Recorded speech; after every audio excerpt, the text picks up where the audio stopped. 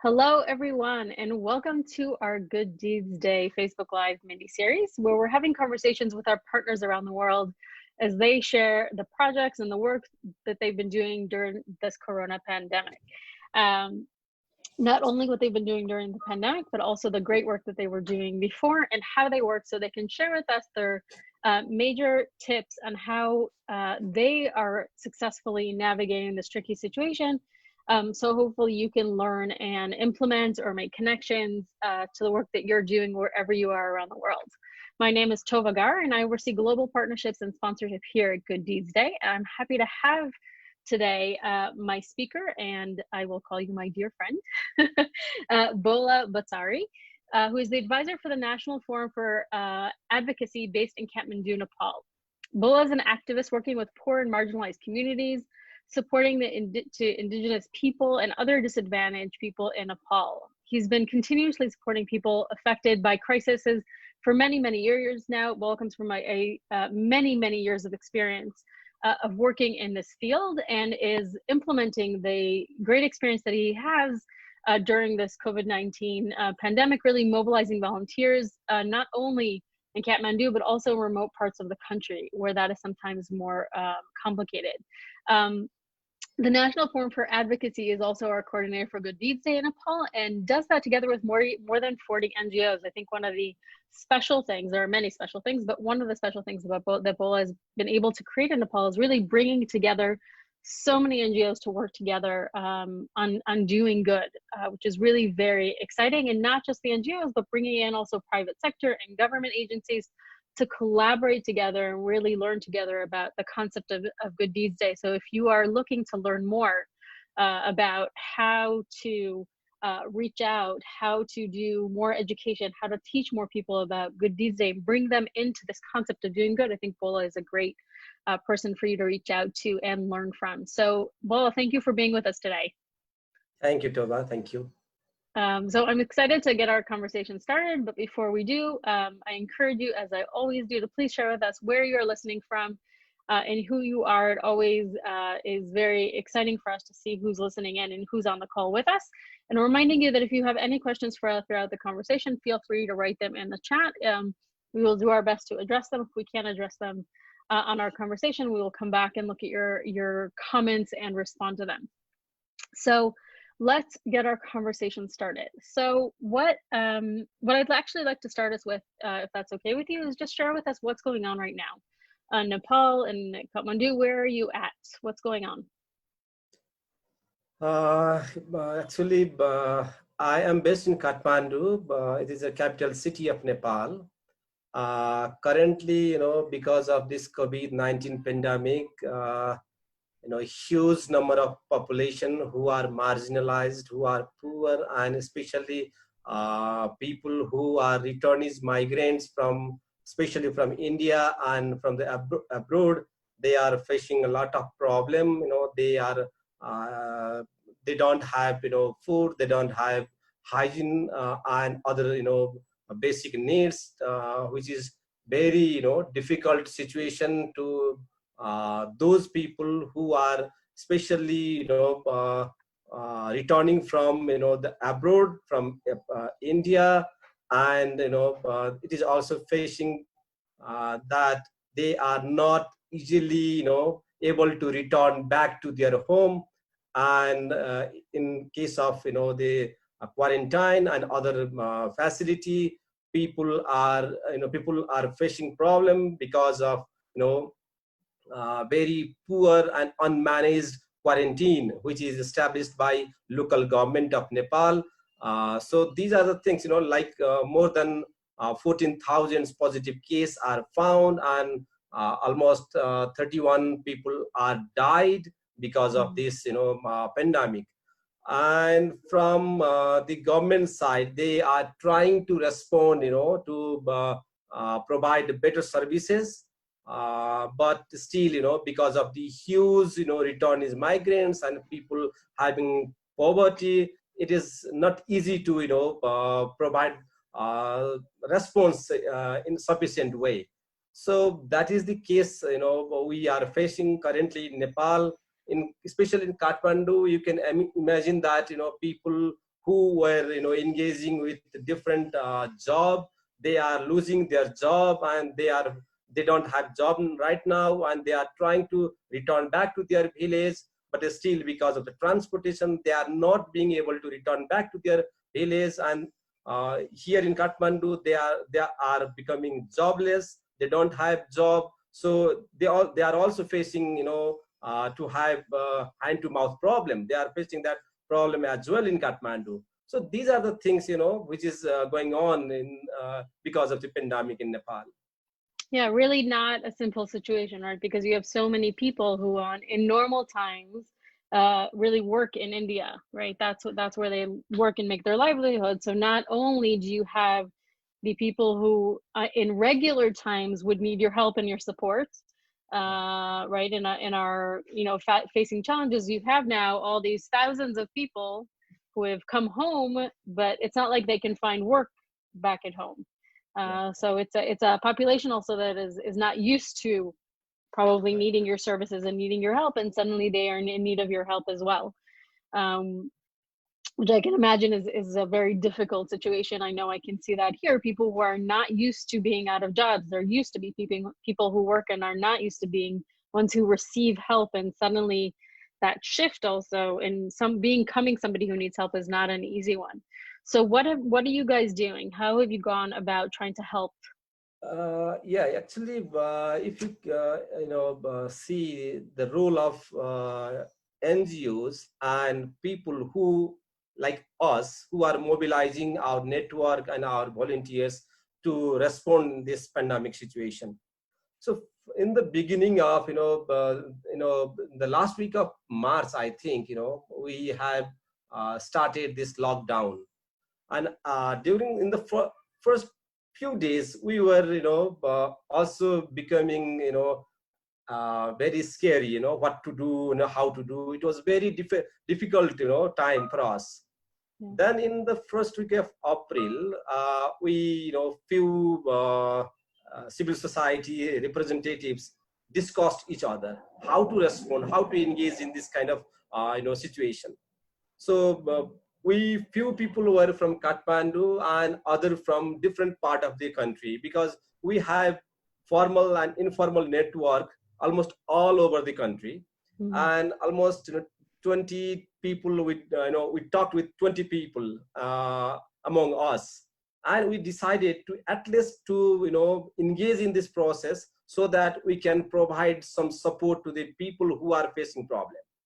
So from the second week of April, we started to contact with some sponsor. We have contacted some private sectors. We also contacted with some non-government organization, and we also talked with some the sponsors, individual sponsors. And we asked them, like, our question was, are you ready to support people who are facing because of this pandemic? Then most of more than 80% have very positive response. It was so wondering. I never thought that people are so interested to engage or to provide their support, but their condition was, how can they support? It was not easy, because almost all cities and road were totally like city were closed. Everything was closed. Then we didn't have option. How can we manage the support? So that was the problem. Then very few, in the initial days, we asked our sponsors to provide some masks, sanitizer, soap, Dettol to wash hand, that kind of things. And they provided us. They said that, yes, we can provide soap, Dettol, sanitizer, masks, but you have to come to, pick up from our area. It was also very difficult to us, because we were not able to go and pick those things. Then again, we talked, I am living in the southern part of, the Kathmandu, in the corner, and the sponsor was in northern part. Then I tried to, search who are there, the people who can support us. Then we found, we asked other people, like, who are our friend living in that particular area. Then they recommended some people, and we got the connection with them, then ask them, hey brother or sister, could you please pick up those things from that area? And they picked up and asked them to provide to the local government, who are in the Yeah. other part of the corner. Then we also provided those kind of materials to local government, to health post, especially to the frontliner, the police, the people who are working in hospitals. And we got lot of the positive response, which was so exciting for us. So we started from that, that point, from Kathmandu Valley. Then maybe in the third week of April, or in the last week of April, the people who were working in the out of Kathmandu Valley, they connected us. They asked us, hey brother, could you please, actually the first one, the people who were from Bajhang district, which is the very remote and far from Kathmandu Valley, who was in Kathmandu during that time, asked me, could you please connect some sponsor to provide rice or lentils to the students who are living in Kathmandu, but they don't have food. They are facing problem. It was also very interesting, and I tried my best, and I connected with some the shopkeeper who had that interest, the positive interest to provide some rice and other basic things like oil, salt kind of things. And we got like good amount of the materials, goods and materials. And I asked those students to come to that area to pick up that things and distribute in the to the students. Yeah. So we got that response. It was so interesting, and success part of our activities. Then they that was also one of the very good like results from our activities. Later on, when the huge amount of population were returning from India, especially from the western part of Nepal, one of the the border side, we saw from television that number of women with small baby were returning, and they did not have sufficient clothes, they did not have any food, and they were crying. Those things were broadcasted by television. Then we thought, why don't we go there and how can we reach them? So that was the factor that we started in the far western region of Nepal. Then some of our colleagues, the women volunteers, they make their commitment that they say, hey, we are ready to go there. That means we have connection, we have network, we can mobilize our network in that area, but we need support. So after that, we had some t-shirts, good deeds t-shirts, and we try to reach out with some sponsor in that region. Then we send the t-shirt through the vehicle that bring vegetables. We connected, we contacted them and asked them, could you please you can that bring this t-shirt to that particular area? And they say, yes, why not, we will do that. Then we sent that t-shirt from Kathmandu to the far western part of Nepal. And again, we talked with some donors, right, like sponsors, to provide soap, sanitary pad, that biscuits, chocolates, kind of things. And our volunteers, the women volunteers in particular that region, they make a bag that called purple bag. We put all those materials in a purple bag, and each day 200 to 600 purple bag were distributed in that area. Amazing. So that that is the but one of the turning point to our volunteers, to motivate them to to get a lot of support from our sponsors. And the different media also covered our that story. And later on, the demand is increasing day by day. Currently, from eastern part of the districts are also demanding to provide those kind of support. In the same times, in the one of the remote district, in the Bajhang district, I was trying to talk before, one of the NGO which was very active to work with, the very poor people in that area. They asked us to provide t-shirts and those sanitizer, Dettol kind of things. But we didn't have that access to send them. But this informed us that one of the vehicle is going from Kathmandu to that area, and they talked with us. And I asked them, could you please send them to collect t-shirts from our office? Then they sent there. One of our support staff were there in the office. He provided that t-shirt to that vehicles, and they went to that region. Later on, different NGOs, different other INGOs as well provided their support, like different packet of sanitizer, masks, soaps, Dettols, sanitary pads, some foods, and our NGO volunteers were they were able to distribute those kind of things. So that is the things from our side we are trying to do from Kathmandu as well as from different corner of the country. So that is the things we are trying to do in response to the COVID-19 in Nepal. Right, which is really incredible. And you've mentioned so many things that I want people to pay attention and learn from, right? The first thing that you said right off the bat is that you first said it in looks and said, well, who can help us, right?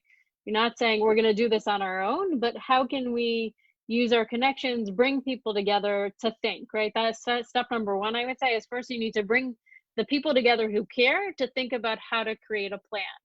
And then the next step was really looking into not just one option, but looking to multiple options. So both, corporate sponsorships, right? Both non-governmental agencies, I heard you say, and individuals, right? So not limiting it to just one area, but going as wide and far. And what I love that you said was that the response was positive in 80% of the cases. And I think that, one of the things my father always taught me growing up is he said, if you don't ask, you don't get. Right? In order to get, you have to ask. Yeah. But so many of us, many times, are afraid to ask. We're afraid of getting the no answer. And so we don't ask. But we forget that if we don't ask, we don't give the people opportunity to say yes and to do good.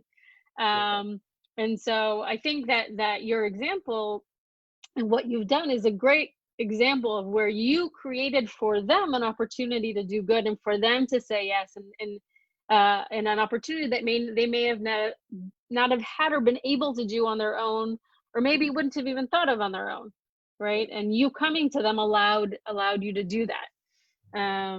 So that those were the first things, and I think that then there's so many things that I learned from you right now. Yeah. But in addition, I think one of the things that I'm learning from the way things progressed in Nepal, the things that you're sharing, is that the more you did, the more both requests for more things to happen, but also people, kept finding the right people who were willing to help, right? For different opportunities and finding the connection. So even if you're not there, asking who is there, right? Who do we know who is there who can help? And I think that's something that sometimes we forget when we work in the nonprofit world, is we think we have to do everything by ourselves. It's all, we have to figure it out. We have to go. But we can't do everything. And so asking who else are our resources is really important, because then you have a big network, or you build a big network. And I think your experience and your, the work you've done over all these years has paid, has shown its benefits now, with your experience and your willingness to think outside the box, for sure. I want to add one another examples. It is not far from Kathmandu Valley. It is almost 150 kilometers from here. Actually, my organization were working in that area. That is the indigenous peoples area, like one of the very poor and marginalized indigenous people living there. Their population is not more than 60,000. And in that area, people, they don't have sufficient food, as from their own production, right? Not more than 3 months, they can get, their crops. So they were in crisis in the beginning of this, the pandemic. Like in the first week of March, they had faced that crisis. and there were no option, but we just, initiated. We provided a small amount of money to local government of that particular area. Actually, we deposited our, small amount of money in their account from Kathmandu, and asked them to purchase, to buy some rice and other, basic need, and provide for only 100 or 150 households who are one of the marginalized one. They, they purchased, they brought those things and called to the people to pick up that, goods from the local government. When we started and the local government published that kind of things in their Facebook, in their website, later on, till now, I think more than 10, sponsors visited and provided the very good, amount of supports in that particular region. So I learned that if we initiate something which can give some kind of model to others, that is also very, good support to the people who are in the crisis. So that is what I experienced from, engaging with this process. Yeah.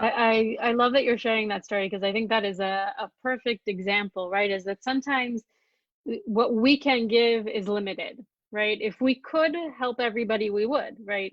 That's what we want and that's what we wish for. But the reality is that we have our limits. And even saying, I'm going to give what I have, and just starting that by sharing that, right, with the world, so to speak, right? Sharing it with other people, that inspires other people to say, wait a second, there's a need here. I'm willing to give to, right? I'm willing to contribute to, and that inspires other people to join the effort that you started and give even more. And so what you started is something that was, and I'm saying small, but I don't mean small, because I don't think it's small. I think being able to provide for 150 families is a lot.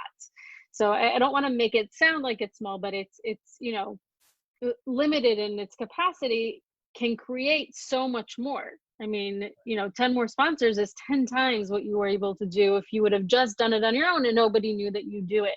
And so sharing the work that we do can be so important, right? And I think sometimes we forget to share. And so not only doing, but sharing, and sharing in the right way, which is, I think, what you did, provided such wonderful, waves of continued doing good, which I think is very inspiring and encouraging. Yeah. Likewise, very other one of the other, interesting thing, when we was that, case of migrant returnees from India, we were, we were watching television. We means my family, including my wife, my children's, we were, watching together. Then when we saw that, that difficulties of migrant women, then I said, yes, why not we provide some support to them? My wife said, yes, if you want, I want to give 20,000. See, so within my family, I never thought that my wife is become ready to help in that way. Then she said, I am ready to provide my 20,000 rupees to support to those, women who are facing that difficulties. Then I connected her with our, volunteers in that region, and she sent that 20,000 rupees. See, it is, I think we have that resources. Maybe, sometimes we become very, frustrating that we don't have resources. How can we manage it? If we try, with our interest, then we will have that resources. Right now, I don't have to go far, to reach out those resources. If I ask people, they are become ready to provide, their capacity, as per their capacity, they are providing their stuff. Right. So this is very interesting. I got 500 marks, 2 liters of sanitizer. That's it, no problem. Then we have to get it. That is why I learned from, this process. Yeah. It's I'm taking two things from what you said. One is that, well, more than two, but I'll share two. One is that finding what we are passionate about, right? And helping people find, there's so many good causes, right? There's so many important causes to be helping, and finding the one that you connect to and care for someone will help them take a step, right? And take action. And the other one is that it's not about how much, Yes, right? yes. It's giving. Anything we give is good. And I think, I've met people sometimes who say, well, I didn't give because I didn't feel like it was enough or it was going to make a difference, right? Because I don't have a lot to give. And I think exactly, no, whatever you have to give is enough. And I think, when we talk about Good Deeds Day and about doing good, right, we say even your smile is good, right? Even your smile can change somebody's day and make them happy. It's not about how much, it's that you are doing something, and you can give what you have to give. And sometimes what you have to give is funds, and sometimes what you have to give is your action, or your time, or there's so many different ways to give. And we need, I think, when we are mobilizing people, to remember that there's so many different kinds of ways for them to give, and we just need to help them find that. And by our doing, and I think, to me, that's the story of your wife, is she's seeing you, and I'm sure she's seen you for many years now, right, in action and doing and giving. And suddenly for her it was like, wait, this is where I want to, right? This is something that's important to me. um Yeah, that's, actually, I one think. of our partners, who is actually those people, that those volunteers are working in Kathmandu. They did very good job. Actually, but they also taught me, in the initial days when that lockdown started, they visited their communities and they provided small, that small bags to provide some food. They collected food and they distributed that collected food to the people who were jobless in Kathmandu Valley. No, they did very good job. They also Yeah. worked with local government and provided a lot of support to the people who were facing problem in the initial days. The other organization, the partner, that member of this Good Deeds Day campaign in Nepal, they also collected sponsors from different area. They were distributing that materials, goods and materials to the local government and the hospitals. So actually, actually we are doing some kind of good job. Like, we means lot of volunteers, lot of organizations are engaging together, Yeah. but we are communicating each other. I'm here in one of the corner of the city, but other volunteers are in other part. But we have this connection, that connection, and sharing ideas, sharing what we are doing is creating a new vibe among us. So that is, we learned from Yeah. mobilizing network, mobilizing volunteers during this pandemic in Nepal. Yeah. And I think what you're sharing is so powerful and important for the people listening to us right now, is that your network, the more we work together as a network, the more we look at the, first of all, look at the problem as a whole, but also look at ourselves as part of a greater community of organizations, and how we need to work together. The more we communicate, the more we work together, the more we stop thinking that we are in competition, which happens in some places, but see that we are all part of the same puzzle, and that if we work together, our impact can be so much greater, and the help that we can give is so much greater. And that by me helping you and you helping me, we create, somebody said, 1+1 is 3, 1+1 isn't 2. It's like the more Yeah. we work together, the impact is greater and greater, and we're so much more effective when we can work that way. So I think the work that you're doing is a great inspiration for that, and really being able to share that. So thank you. Um, I love when our time goes by quickly. It makes me happy. It means we've been having fun and having a great conversation. So what I want to ask you is if there's any last examples or ideas or things that you'd like to share that's important for you that we hear today.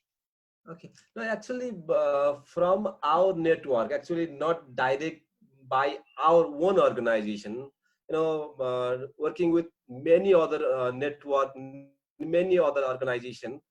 What we have, done during this situation, in the initial days and later on, local government actually, currently our local government is doing very good job, because they are the one who are directly providing support or having good response to the people who have or will have the positive cases. So in the initial days they were also have some kind of confusion what to do, how to do kind of things. But because of our regular communication, providing right information to them, providing policy support as well, our network also provided policy support to local government. That means how can they manage quarantine, how to provide the what we say, uh, I don't know, we call it relief package, how to distribute relief package equitably. Those kind of idea we provided from here. We wrote some points and we sent those points to the local government. Right. Hey, see, you can adopt this kind of policy so that you can provide equitable relief package to the marginalized people. You can make a better and efficient quarantine, and you can mobilize your health workers in this way. You can provide some incentive to them. Those kind of idea we provided from different corner. And now almost all local government have policy documents. They are following those policy to provide the better services to the people. So that is also good contribution from our side to the local government to respond this situation. Absolutely. I'm really glad that you mentioned that, because I think that is really, really important, is that many of the people listening to us right now who run, NGOs in their countries, how to do these things because you've been doing this for a very long time. This is not new to the work that you're doing. You know how to help marginalized people. You know how to give out food rations. You know how to do all kinds of activities that are support, that during these times are, especially, you have protocols for things. You have a tremendous amount of knowledge, and you being able to share with the government, which, for many of them, this is new. This is not a regular situation. You're saying, here's the knowledge that we've accumulated all these years on how to do this. Let's share that with you, so then you can be more effective in the work that you're doing. And, often when we look at the government, we're going to the government for support, or, it's us coming to them. And here you're saying, no, we actually have what to give you so you can do your work better. And I think that that's true for everybody listening today. So remember, you can go to the government and say, here, this is what we can help you to do so you can do your work better today. And I think that's an incredible contribution to the country. So that's really wonderful. But for the future, we are trying to collect some like the cases. What we are doing right now, we want to like collect those evidences, those cases, that those strategies what we adopt during this situation, so that will be a kind of knowledge document for the future.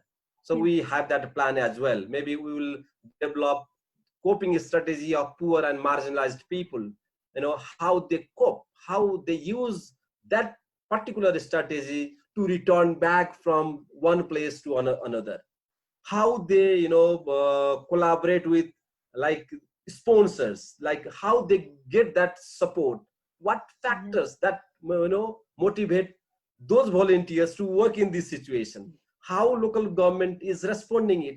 Those kind of things we want to collect and analyze and make a kind of a knowledge document for the future. That is what we are thinking. Absolutely. And that's a great place for us to end, though. I feel like we could definitely continue this conversation. Is, when this pandemic started, I think for many of us it caught us off guard. I don't think I don't think we really realized how much this was going to be a world thing, and in what way it was going to affect us and all of us around the world. And, now that we're a few months into this, right, and we also know that this is not going away so quickly, and we've moved out of that initial, I'm going to call it shock place that maybe some of us were in when we first started, is saying, you know, we've done all these great things. How do we learn from those things, right? And put it together in a way that we can learn for the way that we work in the future. And I think that is incredibly valuable. And I'm really excited to wait and see what comes out of this document, because I think it'll be one which we can all around the world, we can all learn from, and really a way to document the incredible work that's done and how can we help this going forward. So I think that's a wonderful thing and a great place for us to end. So first of all, thank you so much for your time and your wisdom today, and for the amazing work that you do. Since for you, well, nobody knows because you guys aren't with me every day in the office, but Bhola and I talk fairly regularly. He's one of the countries that I work with, and it's been really inspiring to see the work that you've been doing even before this started in Nepal, doing good. So so it's an honor for me to be with you here today. So thank you for sharing with us, and thank you for being with us. Thank you. Thank you. Thank you so much for giving this opportunity to me as well. Thank you. Thank you. So thank you everyone for being with us today. I really hope that you enjoyed this conversation as much as I have and learned good things. Feel free, and hope you don't mind I'm saying this, to reach out to Will and ask him any questions if you have, you know, on how you can do this in your own country.